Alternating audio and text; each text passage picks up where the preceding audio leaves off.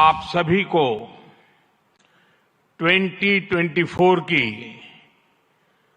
अनेक अनेक शुभकामनाएं।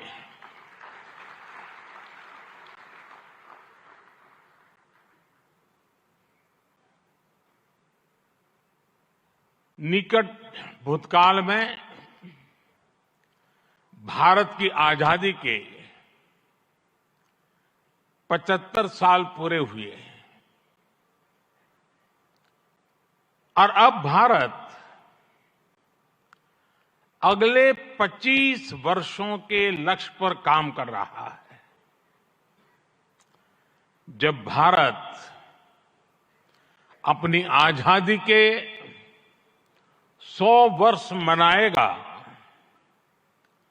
तब तक हमने भारत को विकसित बनाने का लक्ष्य रखा है और इसलिए ये 25 साल का कार्यकाल भारत का अमृत काल है। ये नए सपने, नए संकल्प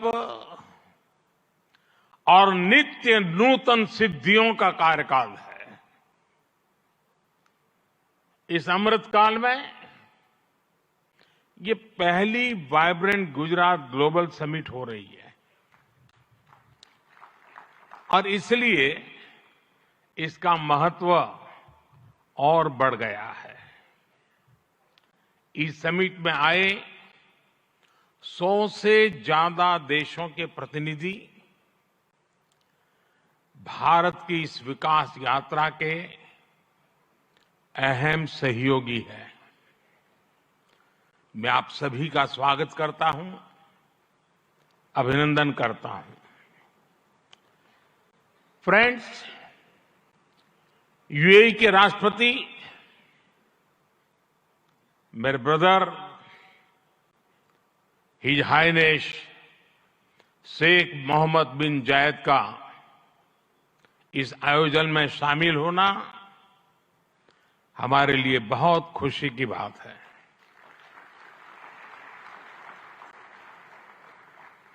वाइब्रेंट गुजरात में इस समिट में उनका यहां चीफ गेस्ट के तौर पर उपस्थित होना भारत और यूएई के दिनों दिन मजबूत होते आत्मीय संबंधों का प्रतीक है। कुछ देर पहले हमने उनके विचार सुने। भारत को लेकर उनका विश्वास, उनका सहयोग बहुत ही गर्मजोशी से भरा हुआ है। जैसा उन्होंने कहा, vibrant Gujarat summit economic development और इन्वेस्टमेंट से जुड़ी जानकारियों और अनुभव साझा करने का ग्लोबल प्लेटफॉर्म बन गई है। इस समिट में भी भारत और यूएई ने फूड पार्क्स के विकास के लिए, रिन्यूएबल एनर्जी के क्षेत्र में सहयोग बढ़ाने के लिए, इनोवेटिव हेल्थ केयर में निवेश के लिए कई महत्वपूर्ण समझौते किए हैं। भारत के पोर्ट इंफ्रास्ट्रक्चर में यूएई की कंपनियों द्वारा कई बिलियन डॉलर के नए निवेश पर सहमति बनी है। यूएई के सॉवरेन वेल्थ फंड द्वारा गिफ्ट सिटी में ऑपरेशन शुरू किए जाएंगे।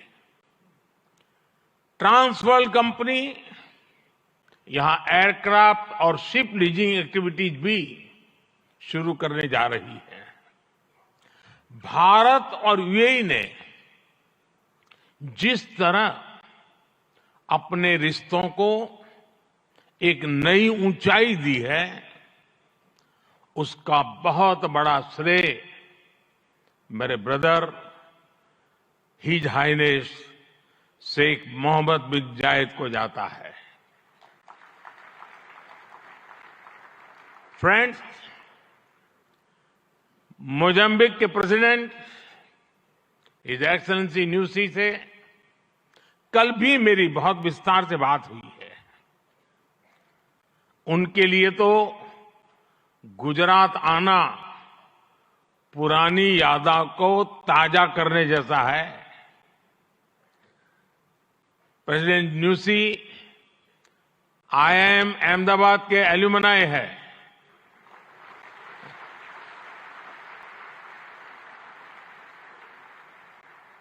भारत के लिए गर्व की बात है कि हमारी G20 प्रेसिडेंसी में अफ्रीकन यूनियन को स्थायी सदस्यता मिली। प्रेसिडेंट न्यूसी की भारत यात्रा से हमारे संबंधों को तो बल मिला ही है, भारत अफ्रीका के बीच घनिष्ठता और बढ़ी है। साथियों, चेक के प्रधानमंत्री हिज एक्सेलेंसी पैत्र फियाला जी की ये पहली भारत यात्रा इस पद पर है। वैसे वो भारत पहले भी आए हैं। चेक लंबे समय से वाइब्रेंट गुजरात समिट से जुड़ा हुआ है। भारत और चेक के बीच टेक्नोलॉजी, ऑटोमोबाइल्स, मैन्युफैक्चरिंग जैसे सेक्टर्स में सहयोग लगातार बढ़ रहा है। हिज एक्सेलेंसी पैत्र फियाला, मुझे विश्वास है आपकी इस यात्रा से दोनों देशों के संबंध और मजबूत होंगे। हमारे यहां कहा जाता है अतिथि देवो भव, और प्रधानमंत्री के रूप में आपकी तो ये पहली भारत विजिट है। उम्मीद है आप बहुत शानदार यादें लेकर यहां से जाएंगे। फ्रेंड्स, नोबेल लॉरिएट और तिमोर लेस्ते के राष्ट्रपति हिज एक्सेलेंसी रामोस होर्ता का भी मैं भारत में स्वागत करता हूं। हिज एक्सेलेंसी रामोस होर्ता का गांधीनगर आना और विशेष है। आपने महात्मा गांधी के नॉन वायलेंस के सिद्धांत को अपने देश के स्वातंत्र संग्राम से जोड़ा है।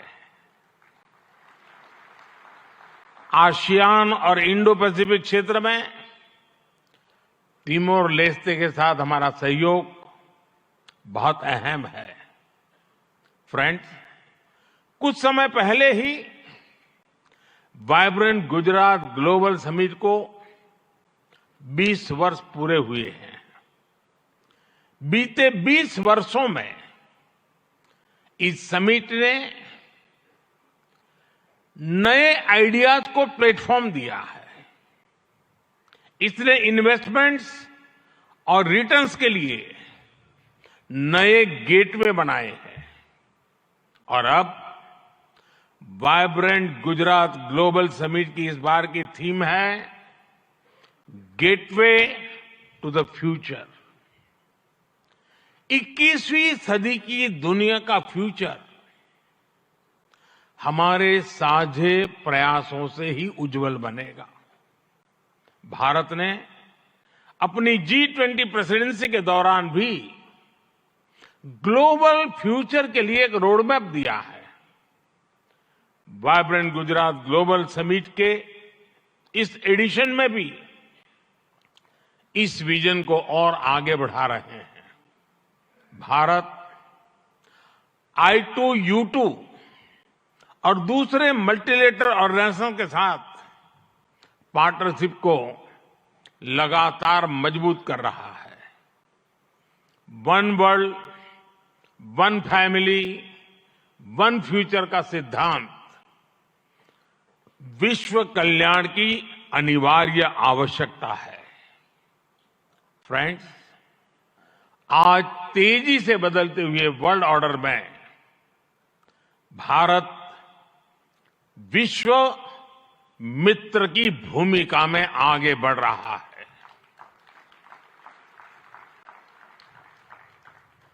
आज भारत ने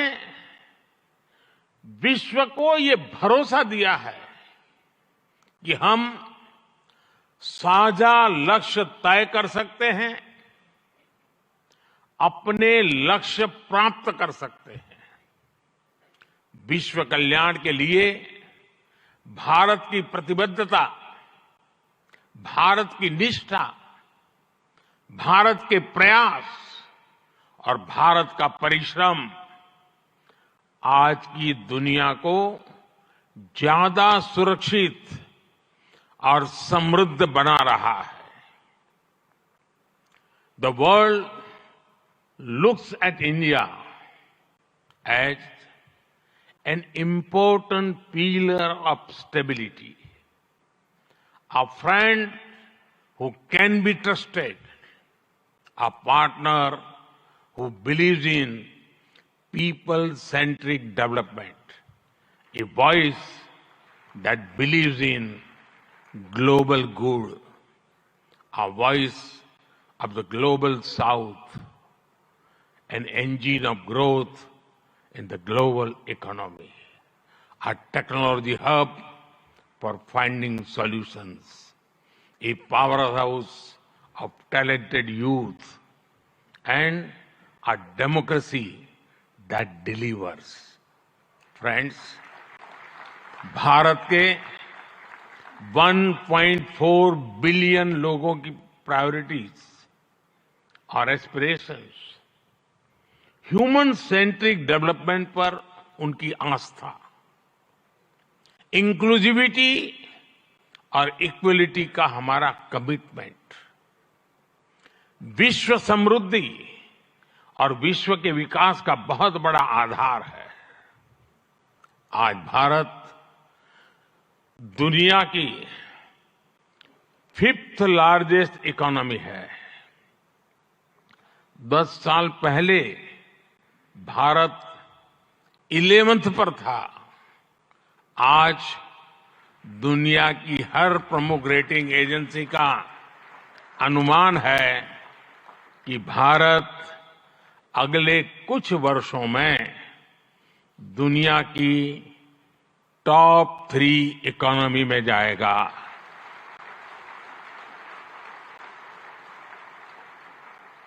दुनिया के लोग जो एनालिसिस करना है करते रहे, मेरी गारंटी है कि हो जाएगा।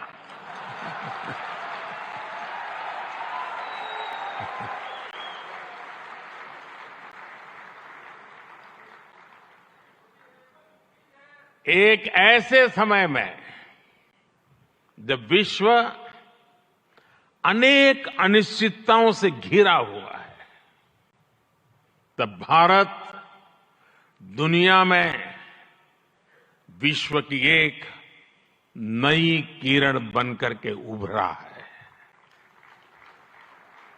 भारत की प्राथमिकताएं बिल्कुल स्पष्ट है। आज भारत की प्राथमिकता है sustainable industry, infrastructure and manufacturing.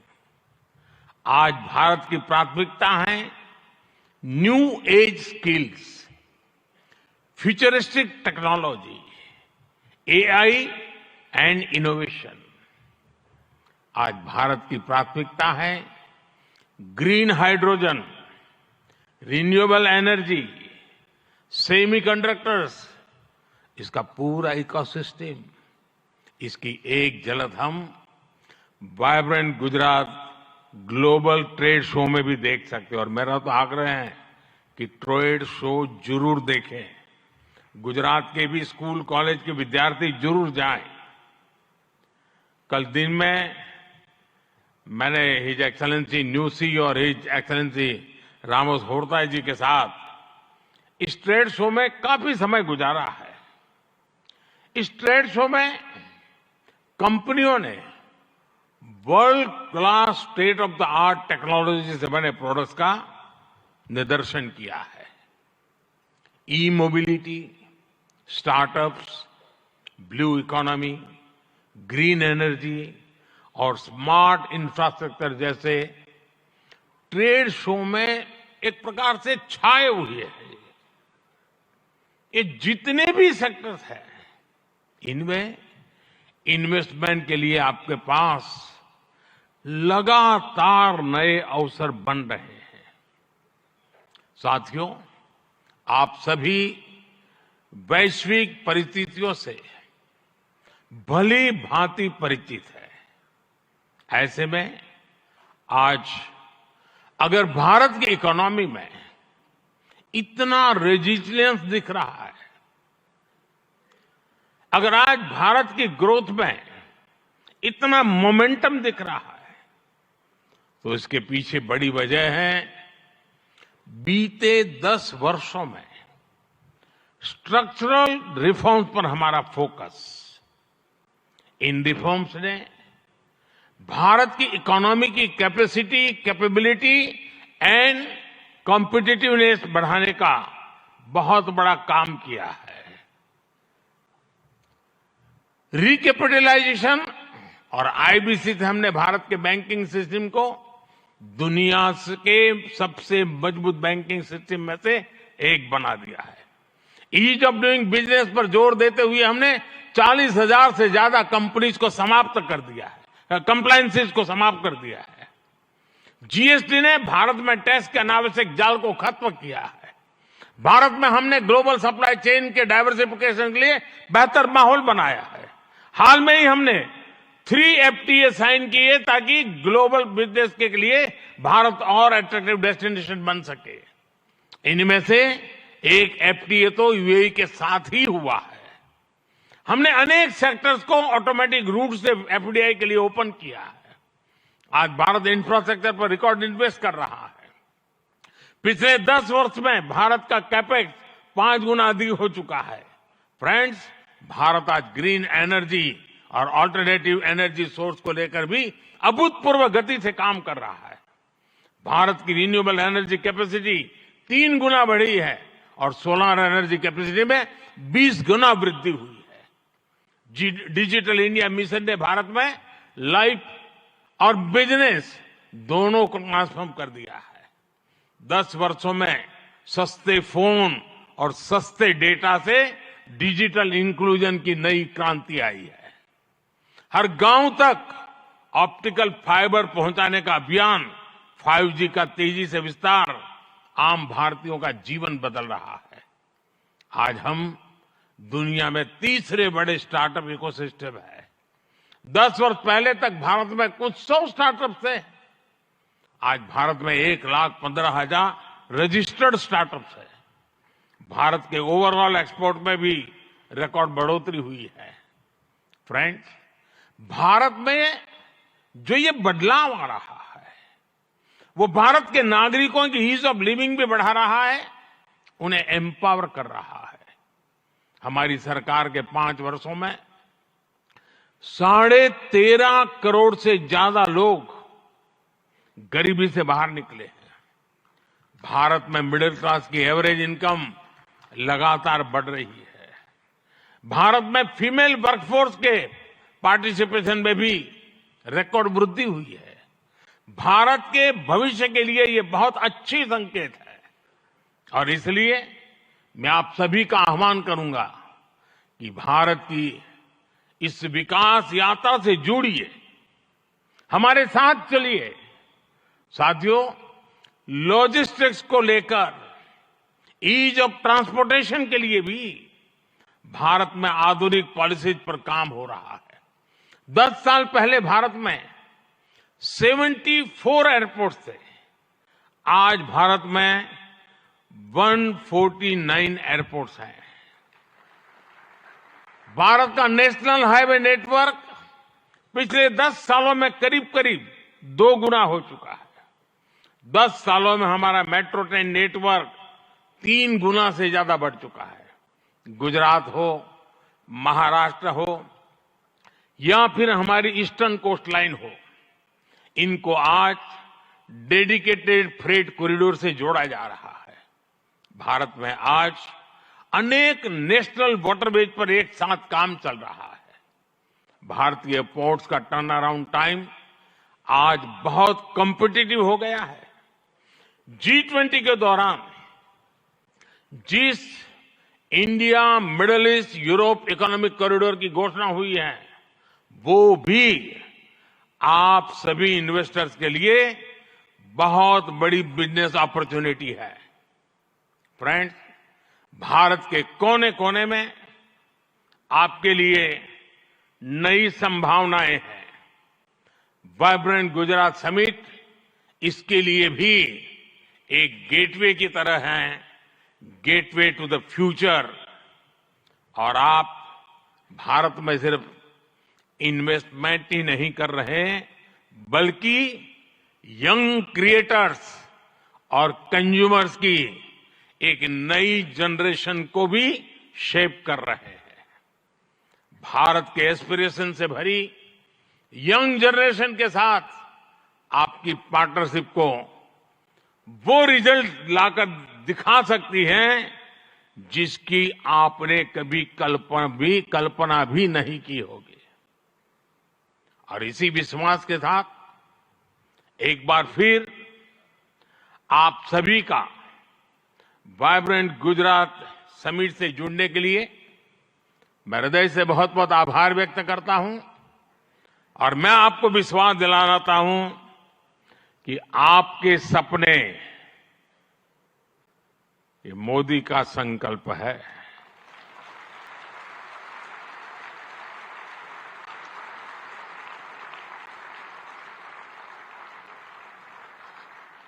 आपके सपने जितने बड़े होंगे, मेरा संकल्प भी उतना ही बड़ा होगा। आइए, सपने देखने के अवसर अनेक हैं, संकल्प पूरा करने का सामर्थ्य भी मौजूद है। बहुत बहुत धन्यवाद।